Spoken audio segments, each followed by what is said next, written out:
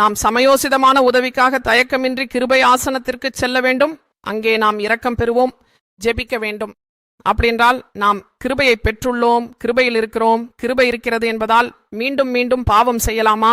அப்படி செய்யக்கூடாது என்று பவுல் சொல்கிறார். அதாவது உங்கள் வாழ்க்கையிலும் உங்கள் நடத்தையிலும் நீங்கள் கவனமாக இருக்க வேண்டும். கண்டிப்பாக அதற்காகத்தான் உன் வார்த்தை என் காலடிக்கு விளக்காகும் என்று சொல்கிறோம். இது என் பாதைக்கு ஒளியாகும். இது சொல்கிறது பேசிக்கொண்டே இருக்கும் வார்த்தை. வார்த்தை என்றால் தேவனே அல்லவா? வார்த்தை பேசிக்கிட்டே இருக்கும். உணர்வோடு பாவம் செய்தால் அதன் விளைவுகளை இந்த உலகத்தில் நிச்சயமாக அனுபவிக்க வேண்டி வரும்.